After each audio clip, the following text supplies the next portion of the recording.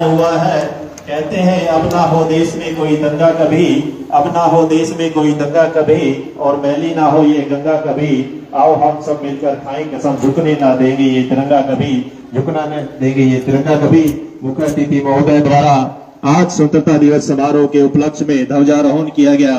मानो ये तिरंगा कह रहा हो, मर के भी अमर हो जाए, मर के भी अमर हो जाए, ऐसी शान होनी चाहिए। कफन तिरंगा हो, होठों पे मुस्कान होनी चाहिए।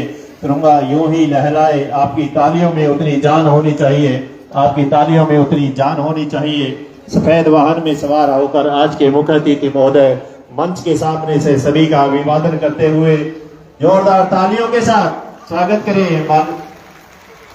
आज के मुख्य अतिथि महोदय माननीय सांसद सिरसा श्रीमती सुनीता दुग्गल जी कहते हैं, कुछ नशा ये तिरंगे की आन का है, कुछ नशा मातृभूमि के मान का है। हम लहराएंगे हर जगह ये तिरंगा, नशा ये हिंदुस्तान की शान का है।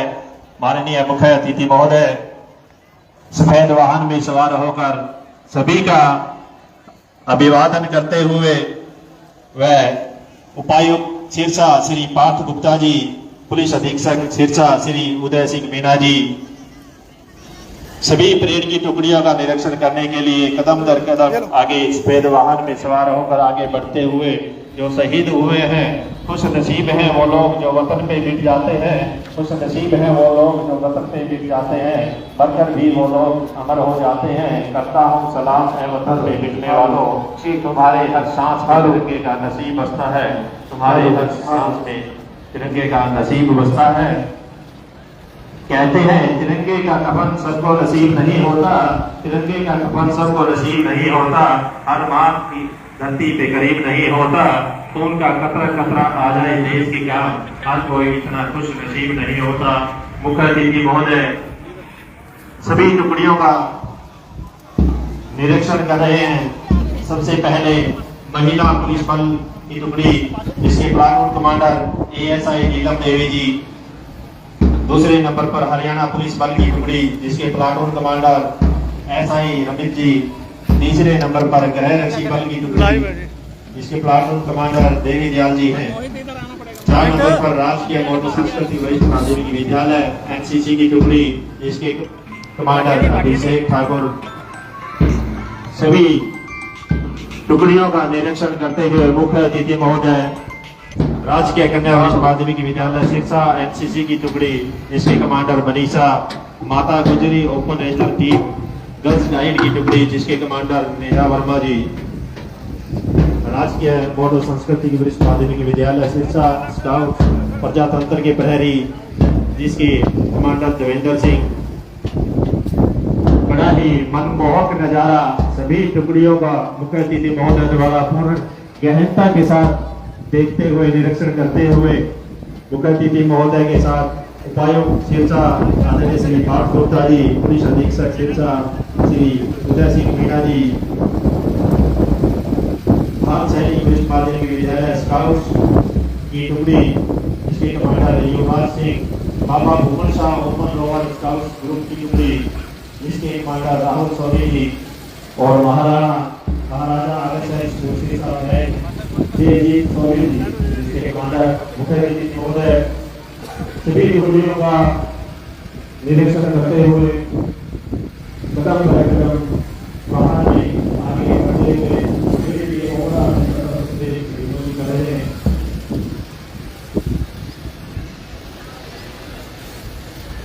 कहते हैं हरियाली हर तरफ लहराने दो, हरियाली हर तरफ लहराने दो, मेरे देश को लहराने दो। तिरंगा है वतन की आन बान, इसे हरी गली हर मोहल्ले लहराने दो।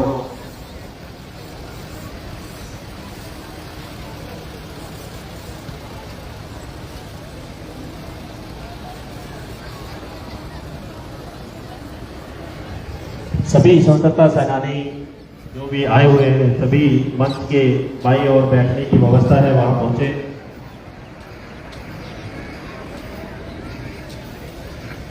मुख्य अतिथि महोदय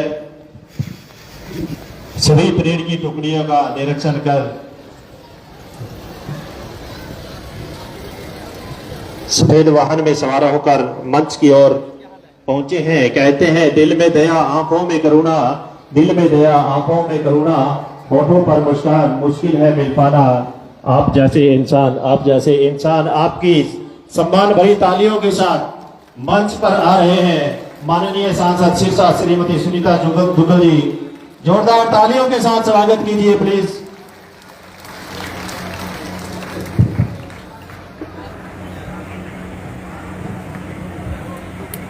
डीएसपी गुरदयाल सिंह जी वापिस अपनी पोजीशन में जाते हुए सभी परेड की टुकड़ियों को विश्राम करवाएंगे। अभी उसके तुरंत बाद मुख्य अतिथि महोदय का शुभ संदेश। लाइव ऊपर तो सही हो जाएगा, तो लाइव फट जाएगा। देश की आजादी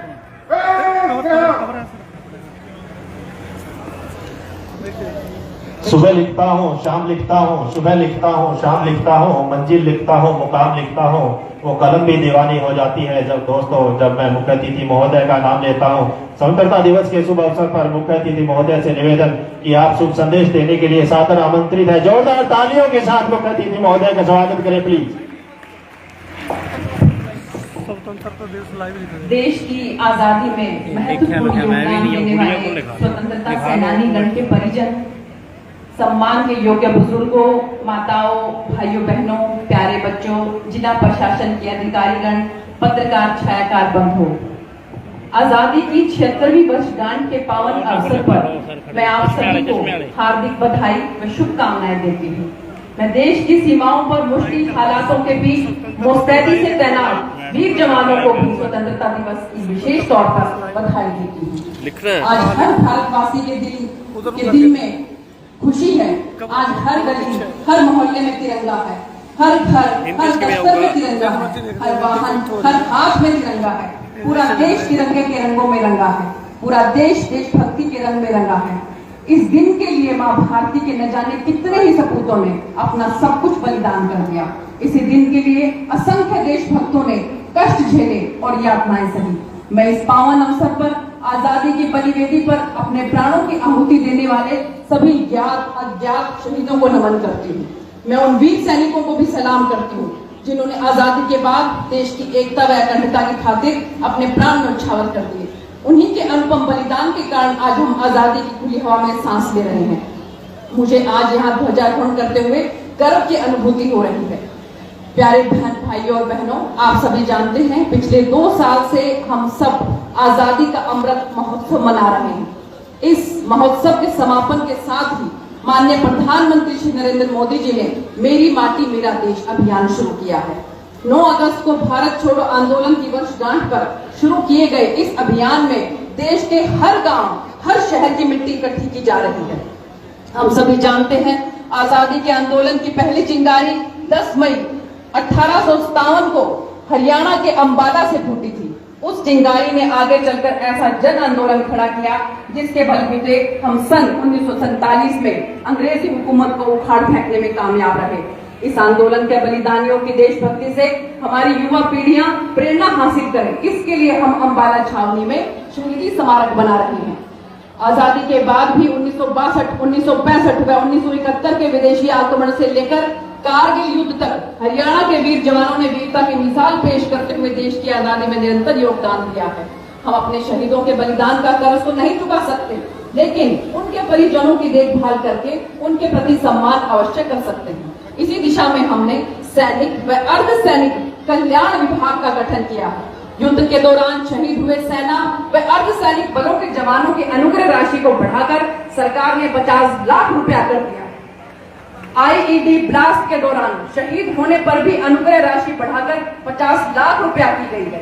अब तक शहीदों के 367 आश्रितों को अनुकंपा के आधार पर नौकरी प्रदान की गई है। मेरी माटी मेरा देश अभियान में ऐसे ही वीरों के नाम पूरे देश के गांव के गौरव पट पर अंकित किए जा रहे हैं।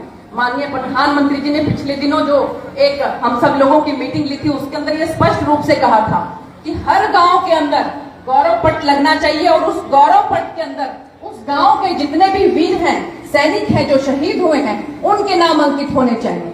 ये केवल माननीय प्रधानमंत्री श्री नरेंद्र मोदी जी की ही सोच हो सकती है। भाइयों और बहनों, सुशासन से सेवा के संकल्प के साथ जन सेवा का दायित्व संभालने वाली वर्तमान सरकार ने प्रधानमंत्री श्री नरेंद्र मोदी जी के सबका साथ सबका विकास और हरियाणवी एक के मूल मंत्र पर चलते हुए हरियाणा और हर एक हरियाणवी की तरक्की और उत्थान के लिए काम किया है। भ्रष्टाचार के प्रति जीरो टॉलरेंस नीति अपनाते हुए पारदर्शी शासन दिया है। डीबीटी के माध्यम से आप सब लोगों को पता होगा कि डायरेक्ट बेनिफिट ट्रांसफर, इससे पहले के प्रधानमंत्री जी ये बात कह के गए थे कि अगर हम 1 रुपया ऊपर से भेजते हैं तो नीचे तक आते आते केवल 15 पैसे रह जाते हैं। लेकिन ये जो डिजिटल सिस्टम है, इसके माध्यम से अब जो भी पैसा सरकार ऊपर से भेजती है वो सबका सब सीधा अकाउंट में आता है। गीता के कर्म के संदेश से इस पावन भूमि के इतिहास में धार्मिक असहिष्णुता और हिंसा का कोई स्थान नहीं रहा है। इसी के अनुरूप हम प्रदेश में प्रेम, प्यार और भाईचारे की बयार बहाने के लिए निरंतर काम कर रहे हैं। पिछले 9 साल में हरियाणा सद्भाव, सौहार्द, समान विकास, समरसता के साथ साथ उन बदलावों का साक्षी रहा है जिनसे हर आदमी का जीवन सरल, सुगम और सुरक्षित हुआ है। प्यारे भाइयों और बहनों, हमने जन सेवा और जनता के बीच दीवार बन चुकी व्यवस्था को मुख्यमंत्री श्री मनोहर लाल जी के कुशल नेतृत्व में न केवल बदलने का काम किया है बल्कि ऐसी व्यवस्था देने का प्रयास किया है जिसमें जन जन को योजनाओं और सेवाओं का लाभ सरल तरीके से प्राप्त हो। आप लोगों को मालूम होगा कि जब से माननीय मुख्यमंत्री जी ने ये सिस्टम किया है, पोर्टल के माध्यम से जिस इंसान की आयु जो है वो 60 वर्ष हो जाती है, अपने आप उसकी पेंशन शुरू हो जाती है। ऐसा इससे पहले कभी नहीं हुआ था, किसी सरकार में नहीं हुआ था। देश की आजादी से लेकर लंबे समय तक गरीब कल्याण की बातें तो हो जाती रही, लेकिन उनका लाभ पात्र तक नहीं पहुंच पाया। पंडित दीनदयाल उपाध्याय जी के अंत्योदय के दर्शन के अनुरूप प्रदेश के सभी परिवारों का पहचान पत्र बनाया, जिसमें पात्र परिवारों की पहचान कर योजनाओं का लाभ देना सुनिश्चित किया गया। आज जनता और सरकार का संपर्क सीधा है। हमने प्रशासन में मानव हस्तक्षेप को न्यूनतम करने के लिए आईटी का बड़े पैमाने पर प्रयोग किया है। पहले व्यवस्था पारदर्शी नहीं होने के कारण बिचौलिया तंत्र मजबूत हो गया था, जिसके कारण पात्र अपने अधिकार से वंचित हो जाता था। खासकर अगर मैं सिरसा जिले की बात करूं तो यहाँ पर तो बिचौलियों की भरमार लगी हुई थी। अब आपको पता होगा कि इससे पहले कभी कोई नौकरी जो है यहाँ के बच्चों को, यहाँ के लोगों को नहीं मिल पाती थी। अगर किसी को नौकरी मिलती थी तो वो भी केवल तब मिलती थी जब आप कुछ नेताओं के पीछे पीछे भागते रहते थे, उनकी सेवा करते थे, दिन रात उनके जो है उनके पीछे पीछे लगे रहते थे, तब जाके किसी को कोई चपरासी की नौकरी मिलती थी या ज्यादा से ज्यादा कांस्टेबल की नौकरी मिलती थी। लेकिन अब जिस तरह से हमारे सिरसा जिले के अंदर, चाहे हम HCS ऑफिसर्स की बात करें, चाहे हम वेटनरी सर्जन की बात करें, चाहे हम डॉक्टर्स की बात करें, जिस तरह से नौकरियां यहाँ पर मिली हैं, सबके मन के अंदर बहुत खुशी है। लेकिन आज हर सरकारी योजना के पारदर्शी तरीके से लागू किए जाने से घर बैठे गरीब की बेटी की शादी का शगुन, बुजुर्ग, विधवा व दिव्यांगों की pension, BPL card, Chirayu card का लाभ कंप्यूटर की एक क्लिक से सीधे पात्र के खाते में जाता है। इस साल को हम अंत्योदय आरोग्य वर्ष के रूप में मना रहे हैं। गरीबों के मुफ्त इलाज के लिए तकरीबन 85 लाख आयुष्मान भारत चिरायु कार्ड घर बैठे ही बनाए गए हैं। मेरा परम सौभाग्य है कि कल माननीय मुख्यमंत्री जी फतेहाबाद के अंदर थे और वहां पर उन्होंने जो विभाजन विभीषिका है उस कार्यक्रम में जाने का मुझे भी मौका मिला। और आप लोग हैरान होंगे कि आयुष्मान भारत योजना केंद्र की योजना है, उसके अंदर 1,20,000 रुपए तक की जिनकी आय है उनको आयुष्मान कार्ड के माध्यम से 5 लाख तक की उनके परिवार को निःशुल्क जो है वो मेडिकल की सेवाएं मिलती हैं। माननीय मुख्यमंत्री जी ने एक कदम और आगे बढ़ाया और चिरायु हरियाणा के नाम से 1,80,000 तक के लोगों की जो है वो उसको बीच में इंक्लूड किया। और परम सौभाग्य की बात है हमारी कि कल माननीय मुख्यमंत्री जी ने एक और योजना का उद्घाटन किया है। इसी आयुष्मान भारत को आगे बढ़ाते हुए चिरायु हरियाणा के अंदर अब 1,80,000 से 3 लाख तक के लोग सिर्फ 1,500 रुपया एक साल का जमा करवाकर वो भी इसका लाभ उठा सकते हैं। मैं माननीय मुख्यमंत्री जी को इस बात के लिए बहुत बहुत धन्यवाद करना चाहती हूँ। निरोगी हरियाणा योजना में लगभग 25 लाख गरीबों के स्वास्थ्य की जांच की गई। हर घर नल से जल कार्यक्रम में 13 लाख घरों में स्वच्छ पेयजल पहुंचाया गया। माननीय मुख्यमंत्री मनोहर लाल जी के कुशल नेतृत्व में सरकार ने गरीबों का जीवन स्तर ऊपर उठाने के लिए अंत्योदय मेले लगाकर 50,000 से अधिक गरीबों को स्वरोजगार के लिए ऋण प्रदान किए हैं। गरीबों के सिर पर छत उपलब्ध करवाने के लिए प्रधानमंत्री आवास योजना के तहत 36,000 मकान बनाए गए हैं, जबकि 16,000 मकान और बनाए जाने हैं। हर गरीब को राशन मिलने में परेशानी ना हो और कोई उसका हक न मार सके, इसके लिए राशन वितरण प्रणाली को तकनीक के माध्यम से पारदर्शी बनाया गया है। अब कोई भी व्यक्ति फर्जी तरीके से राशन प्राप्त नहीं कर सकता। और एक और जो एक one person one ration card, उसके माध्यम से जो हमारे गरीब मजदूर किसान भाई, कोई बिहार से आता था, कोई उत्तर प्रदेश से आता था, तो वो लोग अगर अपना कार्ड से यहाँ पर भी जो है राशन अपना प्राप्त कर सकते हैं। ये वन पर्सन और वन राशन कार्ड की जो योजना है, इसके तहत पूरे हिंदुस्तान भर में कोई भी जो है अपना राशन प्राप्त कर सकता है। गरीबों का अपने बच्चों को प्राइवेट स्कूल में पढ़ाने का सपना साकार करने के लिए चिराग योजना चलाई गई है। सरकारी नौकरियों में गरीब परिवारों के उम्मीदवारों को 5 अतिरिक्त अंक दिए जा रहे हैं। यही नहीं, कौशल रोजगार निगम के माध्यम से कच्चे कर्मचारियों की भर्ती में भी गरीब परिवारों के युवाओं को प्राथमिकता दी जा रही है। सरकार ने समाज के हर कमजोर वर्ग की मदद की है। सामाजिक सुरक्षा पेंशन का दायरा बढ़ाते हुए अब 40 साल से अधिक आयु के विधुर और 45 साल से अधिक आयु के अविवाहित भी 2,750 रुपए मासिक पेंशन के पात्र हो गए हैं। देखिए, जो हमारी विडो महिलाएं होती थी, उनका ध्यान तो सबको ही रखते थे, लेकिन माननीय मुख्यमंत्री जी ने जो हमारे विधुर हैं, जो अविवाहित हैं, जो सिंगल हैं, उस तरह के जो आदमी लोग हैं, उनका भी खास ध्यान रखा है। भाइयों और बहनों, सरकार ने कृषि, उद्योग, व्यापार, रोजगार, शिक्षा, स्वास्थ्य आदि हर क्षेत्र में भी ई गवर्नेंस के माध्यम से क्रांतिकारी बदलाव किए हैं। जिस प्रकार परिवार पहचान पत्र के डेटा से विभिन्न योजनाओं का लाभ लोगों को घर बैठे ही मिल रहा है, उसी प्रकार कृषि क्षेत्र में मेरी फसल मेरा ब्यौरा पोर्टल बनाकर किसान को लाभ देने वाली अनेक योजनाओं को इससे जोड़ दिया गया है। फसल बिक्री की राशि, खराबे का मुआवजा, भावांतर भरपाई की राशि, मेरा पानी मेरी विरासत, धान की सीधे ही बिजाई की प्रोत्साहन राशि आदि इन सब पोर्टल के माध्यम से सीधे ही किसान के खाते में जमा की जाती है। हरियाणा देश का पहला राज्य है जिसने बागवानी फसलों को मौसम की मार से बचाने के लिए मुख्यमंत्री बागवानी बीमा योजना शुरू की है। आप लोगों को मालूम ही होगा कि सिरसा जिला ऐसा है जिसको पूरे हिंदुस्तान के अंदर सबसे ज्यादा कृषि में लाभ मिला है।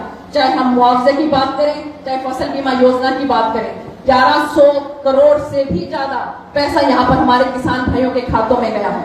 पशुपालन ग्रामीणों की आय का एक प्रमुख साधन है।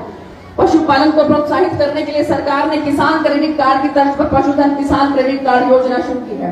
उद्योग हमारी अर्थव्यवस्था का मूल आधार है। हमने हरियाणा के औद्योगिक विकास को गति देने के लिए ईज ऑफ डूइंग बिजनेस का एक इकोसिस्टम तैयार किया है। हमने प्रमाण पत्र, लाइसेंस और अनुमति देने में अड़चन पैदा करने वाले अनेक नियमों और प्रक्रियाओं को खत्म कर दिया है। आज हरियाणा में निवेशकों को 247 सेवाएं ऑनलाइन प्रदान की जा रही है और उन्हें सभी स्वीकृतियां निर्धारित अवधि में देना सुनिश्चित किया गया है। आज हरियाणा देश विदेश के निवेशकों की पहली पसंद बन गया है। और मैं इसके साथ साथ आप लोगों को बताना चाहती हूँ कि कल माननीय मुख्यमंत्री जी के साथ मेरी विस्तार से बातचीत हुई कि हमारा सिरसा लोकसभा है, इसके बारे में अगर हम देखें तो यहाँ पर जो व्यवसाय है वो बहुत कम है।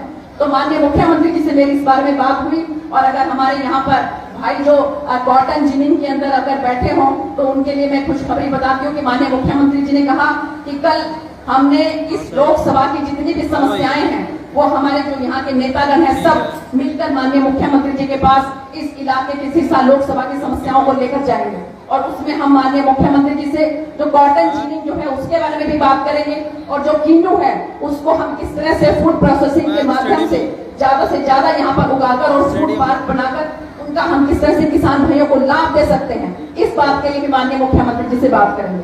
हमने प्रदेश में 20 साल से अधिक समय से किराए या लीज अथवा लाइसेंस फीस पर चल रही पालिकाओं की दुकानों या मकानों की मलकियत पर उस पर काबिज व्यक्तियों को देने की व्यवस्था की है। पिछले 9 वर्षों में प्रदेश में 1000 से अधिक बड़े व मध्यम तथा लगभग 2 लाख सूक्ष्म और लघु उद्यम स्थापित किए गए हैं, जिनमें लगभग 50,000 करोड़ रुपए का निवेश हुआ व 18 लाख से अधिक लोगों को रोजगार मिला है। व्यापारी भाइयों का भी प्रदेश के विकास में महत्वपूर्ण योगदान है। हमने उनके हित में अनेक कदम उठाए हैं। उनके लिए चलाई जा रही ज्यादातर योजनाएं ऑनलाइन कर दी गई हैं। प्राकृतिक आपदा में व्यापारियों के जान व माल के नुकसान की भरपाई के लिए मुख्यमंत्री व्यापारी क्षतिपूर्ति बीमा योजना और मुख्यमंत्री व्यापारी सामूहिक निजी दुर्घटना बीमा योजना शुरू की गई है। प्रधानमंत्री लघु व्यापारी मानधन योजना के तहत खुदरा विक्रेताओं और दुकानदारों के लिए मासिक पेंशन सुनिश्चित की गई है। भाइयों और बहनों, हमने युवाओं की योग्यता का सम्मान किया है। 1,10,000 युवाओं को योग्यता के आधार पर सरकारी नौकरियां दी हैं। आउटसोर्सिंग सेवाओं में युवाओं को ठेकेदारों के शोषण से बचाने के लिए हरियाणा कौशल रोजगार निगम बनाया गया है। आज खेल जगत में हरियाणा का नाम बहुत बड़ा है। हमारे युवा बड़ी उपलब्धियां प्राप्त कर देश प्रदेश में नाम रोशन कर रहे हैं। मेडल जीतने वाले खिलाड़ियों को नगद पुरस्कार देने के साथ साथ सरकारी नौकरियां दी जा रही हैं। अवार्ड पाने वाले खिलाड़ियों को मासिक मानदेय भी दिया जा रहा है। भाई और बहनों, हमने गांव के विकास में महिलाओं की भागीदारी सुनिश्चित करने के लिए पंचायती राज संस्थाओं में महिलाओं को 50% प्रतिनिधित्व दिया है। उसी के माध्यम से आज हमारी बेटियां बहुत आगे बढ़ रही हैं। ये सिरसा जिला वो जिला था जिसमें कि जब पानीपत से माननीय प्रधानमंत्री जी ने बेटी बचाओ बेटी पढ़ाओ, ये अगर कहीं कोई जेंडर रेशो था तो हमारे सिरसा जिले में और फतेहाबाद जिले में था।